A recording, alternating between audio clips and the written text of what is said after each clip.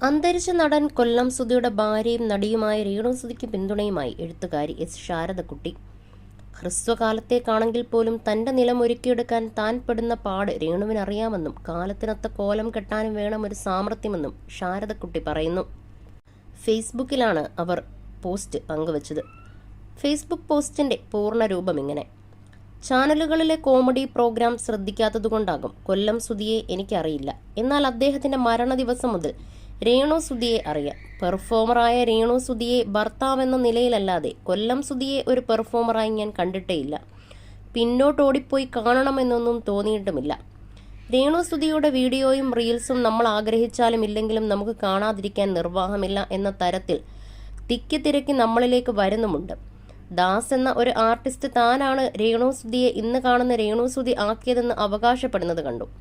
തന്നെത്താനെ തെറിയും ആഭാസവും ഏറ്റുവാങ്ങി കഷ്ടപ്പെട്ടൊരു പെണ്ണെവിടെയെങ്കിലും എത്തിപ്പെട്ടാൽ ഉടൻ വരും രക്ഷകർത്താക്കൾ. കൊല്ലം സുധിയും ദാസ് കോഴിക്കോടും എന്തായാലും ഇപ്പോൾ രേണു സുധിയുടെ പേരിലാണ് അറിയപ്പെടുന്നത്. അല്ലാതെയാക്കാൻ ശ്രമിച്ചിട്ട് ഒരു കാര്യവുമില്ല.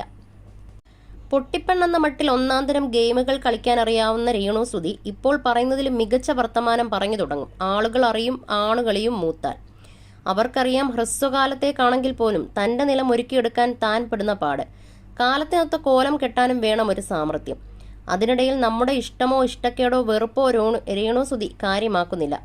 അവർ തന്റെ സമയം പരമാവധി പ്രയോജനപ്പെടുത്തുകയാണ്. അതിന് ചില്ലറ ധൈര്യമൊന്നും പോരാ എന്നും ശാരദക്കുട്ടി ഫേസ്ബുക്കിലൂടെ പങ്കുവച്ച കുറിപ്പിൽ പറഞ്ഞു. എന്നാൽ ഫേസ്ബുക്കിലൂടെ ശാരദക്കുട്ടി തനിക്കെതിരെ ഉന്നയിച്ച ആരോപണങ്ങൾക്കെതിരെ സോഷ്യൽ മീഡിയയിൽ മറുപടിയുമായി ദാസേട്ടൻ കോഴിക്കോടും എത്തി. രേണു സുധിയെ ഇന്നു കാണുന്ന രേണു സുധിയാക്കിയത് ദാസ് എന്ന ഒരു ആർട്ടിസ്റ്റാണെന്ന് അവകാശപ്പെടുന്നത് കണ്ടു. തന്നെത്താനെ തെറിയും ആഭാസവും ഏറ്റുവാങ്ങി കഷ്ടപ്പെട്ടൊരു പെണ്ണ് എവിടെയെങ്കിലും എത്തിപ്പെട്ടാൽ ഉടൻ വരും രക്ഷകർത്താക്കൾ എന്നാണ് ശാരദക്കുട്ടി സോഷ്യൽ മീഡിയയിൽ ദാസിനെ കുറിച്ച് കുറിച്ചത്. എന്നാൽ നിങ്ങളെപ്പോലുള്ള മുതിർന്ന ആൾക്കാർ കാര്യങ്ങൾ മനസ്സിലാക്കാതെ അഭിപ്രായം പറയരുതെന്ന് ഷൺമുഖദാസ് എന്ന ദാസേട്ടൻ കോഴിക്കോടും ഫേസ്ബുക്കിൽ മറുപടിയായി കുറിച്ചു.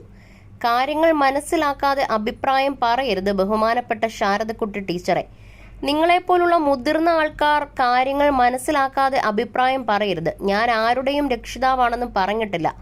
പ്രൊഫഷണൽ റീൽസ് അവർ എത്തിയത് റീലിൽ കൂടെയാണെന്ന് ഞാൻ പറഞ്ഞിട്ടേ ഉള്ളൂ. അത് അവർ തന്നെ പല സ്ഥലങ്ങളിലും പറഞ്ഞിട്ടുണ്ട്. ഷൺമുഖദാസ് ഇങ്ങനെയാണ് സോഷ്യൽ മീഡിയയിൽ കുറിച്ചത്.